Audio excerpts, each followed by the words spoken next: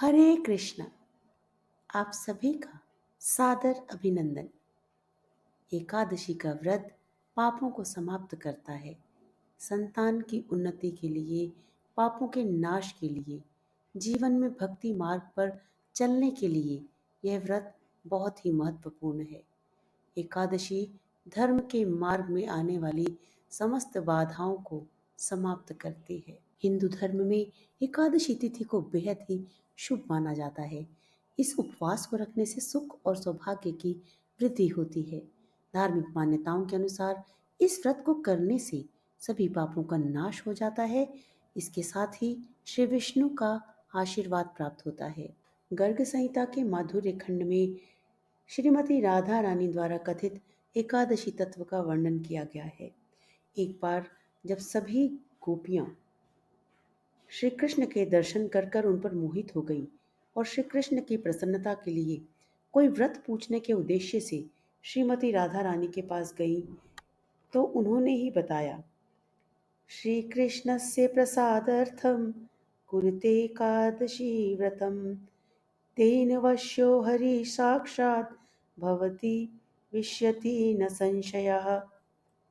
श्रीमती राधा रानी ने कहा कि श्री कृष्ण की प्रसन्नता के लिए सब एकादशी व्रत का अनुष्ठान करें, उससे साक्षात श्री कृष्ण तुम्हारे वश में हो जाएंगे, इसमें जरा भी संशय नहीं है।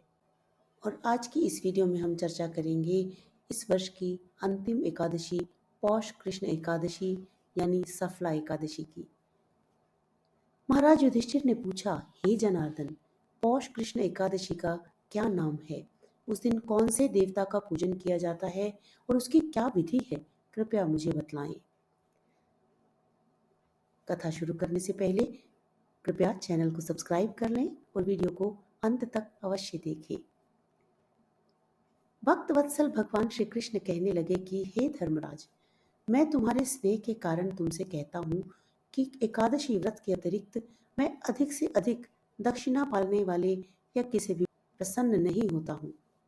अतः इससे अत्यंत भक्ति और श्रद्धा से युक्त होकर करें। हे राजन, द्वादशी युक्त पौष कृष्ण एकादशी का महात्म्य में तुम एकाग्रचित्त होकर सुनो। इस एकादशी का नाम सफला एकादशी है। इस एकादशी के देवता श्री नारायण हैं। विधि पूर्वक इस व्रत को करना चाहिए।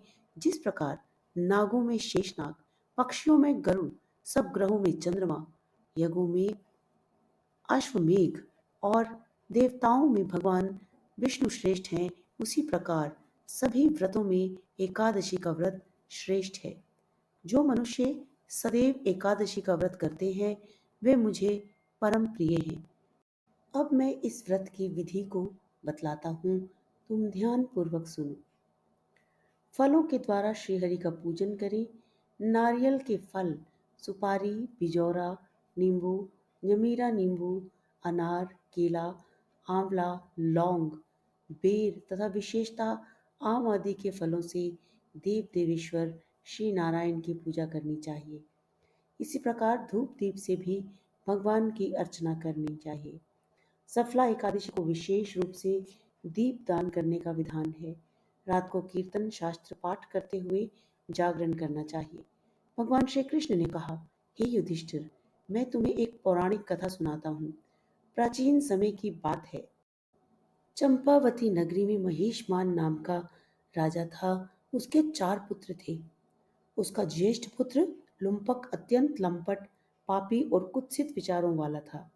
वह सदैव ही पर स्त्रीगामी कुकर्मों में और वेश्याओं में आसक्त रहता था। वह हमेशा पिता के धन का अपव्यय करता था। वह ब्राह्मण, सत्पुरुष एवं वैष्णवों और देवताओं की हमेशा ही निंदा किया करता था। राज्य में प्रजा को दुखी करता था। उसके कुकर्मों से सभी बहुत दुखी थे। जब लोगों ने राजा से शिकायत की, तब राजा को अपने पुत्र के कुकर्मों का पता चला। उसने लुम्पक को अपने राज्य से निकाल दिया। राजा के भय से लुम्पक के समस्त संबंधियों ने उससे नाता तोड़ लिया। हताश लुम्पक चिंतित होकर सोचने लगा कि अब मैं क्या करूं, कहाँ रहूं, कैसे जीवन यापन करूं, क्योंकि पिता और भाइयों ने तो उसे त्याग दिया था। अंत में बहुत विचार करने के बाद वह नगर से बाहर वन वन भटकता, पशु पक्षी मारकर खाता था।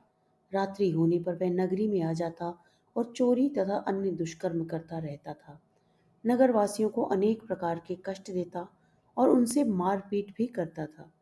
परंतु जब वह राज्य के सिपाहियों द्वारा पकड़ लिया जाता, तब अपने को राजा महिषमान का पुत्र बताता, तो राजा के भय के कारण वे उसे छोड़ देते थे। कभी कभी प्रभु की कृपा अनजाने में ही हो जाती है। लुम्पक के साथ भी यही हुआ। जहां पर वह दिन में रहता था, उस जंगल में एक पुराना पीपल का वृक्ष था। वहीं पर उस वृक्ष के नीचे वह महापापी लुम्पक रहता था। वह वृक्ष देवताओं के समान पूजा जाता था। कुछ दिनों के पश्चात एक दिन किसी संचित पुण्य के प्रभाव से उसके द्वारा एकादशी के व्रत का पालन हो गया। पौष मास में कृष्ण पक्ष की दशमी के दिन पापी लुम्पक ने वृक्षों के फल खाए और वस्त्रहीन होने के कारण रात भर जाड़े का कष्ट भोगा। उस समय ना तो उसे नींद आई और ना ही आराम मिला। वह निष्प्राण सा सो रहा था। सूर्योदय होने पर सफला एकादशी के दिन भी लुम्पक बेहोश पड़ा रहा। दोपहर होने पर उसे चेतना आई। तब वह इधर उधर दृष्टि डालकर आसन से उठा और लंगड़े की भांति बार बार लड़खड़ाता हुआ वन में गया। वह भूख से दुर्बल और पीड़ित हो रहा था। दुर्बलतावश वह पशु पक्षियों को भी न मार सका। इसलिए उसने जमीन पर पड़े हुए फलों को एकत्रित किया और उसी पीपल के वृक्ष के नीचे आ गया। तब तक सूर्यास्त भी हो गया था। इसके बाद उसने उन फलों को उस पवित्र पीपल के वृक्ष के नीचे भूमि पर रख दिया। पीड़ा के कारण उसको फल भी अच्छे नहीं लग रहे थे। शरीर के कष्ट और निराशा ने उसे ईश्वर का ध्यान दिलाया। वह दुखी मन से बोला, हे प्रभु, इन फलों से लक्ष्मीपति भगवान विष्णु प्रसन्न हो। भगवान, ये सब फल आपके ही अर्पण हैं। आप इन्हें ग्रहण कीजिए। इस प्रकार रात भर कष्ट के कारण नहीं सो सकने के कारण और जागरण करता रहा।